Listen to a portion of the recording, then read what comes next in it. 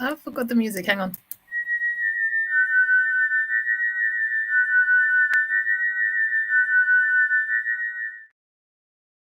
There you go. Now that is the proper beginning. Welcome to this week's Police Science Snippets.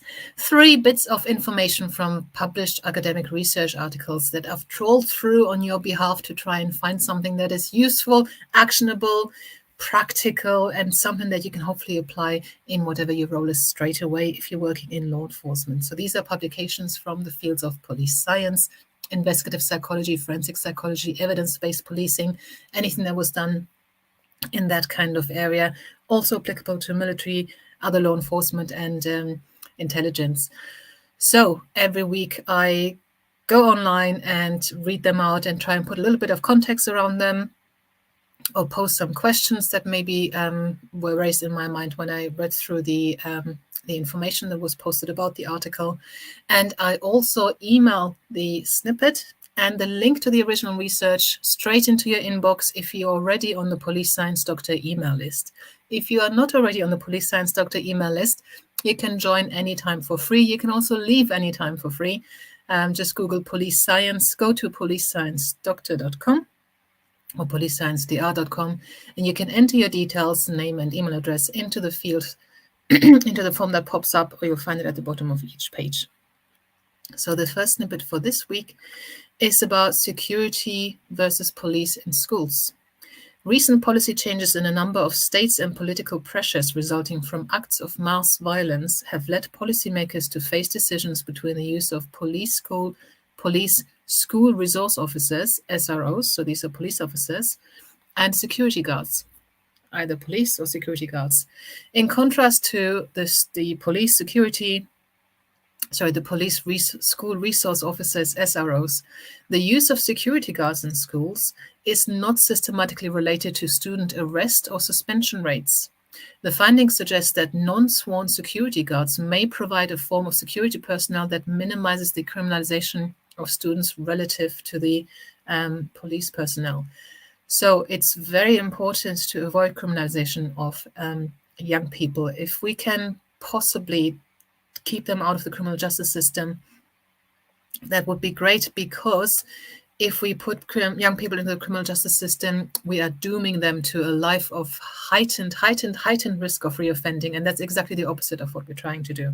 So if we can avoid criminalization by having non-police deal with them in these as security guards in these contexts, in these settings, I assume this was done in the USA, that actually helps to avoid getting them into the criminal justice system. They weren't talking here about many other outcomes, but I thought that was quite interesting and relevant to you. The second snippet for today is about police attire and the perception. Participants perceived officers as more effective and procedurally just when the officers were wearing uniform as opposed to civilian attire. Officers were perceived as most procedurally just when wearing the high visibility vest in the context of a roadblock. However, wearing the vest exhibited negative effects for perceptions of effectiveness relative to the standard uniform in the reactive crime context, for example, burglary and siege. So they looked at how procedurally just the police appear based on whether they're wearing uniform or whether they're wearing civilian dress. So this is the only thing they looked at. And when they were wearing uniform, the officers were perceived as more procedurally just. What they didn't cover was something that I haven't investigated myself, and I haven't seen research on this, but I have wondered if you might get more information and if you might find it easier as a member of the public to build up some kind of rapport and a relationship and some kind of comfort with a police officer if they're not in uniform. So I have wondered if the uniform might prohibit a little bit of disclosure, but that's not what they were measuring here. So this was just looking at the perception of procedural justice, and that is higher with uniform. Also, if you're wearing a high-vis yellow vest, you're perceived as more procedurally just, especially in the context of a roadblock. However, not so much when you're actually responding to an incident like burglary, for example. Then it was maybe a little bit of overkill. So just to put this into context. The third one is about rape records and reports. Significant numbers of rapes recorded by the police are not the result of a victim survivor making a formal report that they have been raped and or that they're seeking a police investigation. Historic rape may have been mentioned during other disclosures and are recorded by police without the victim necessarily wanting to pursue a rape investigation.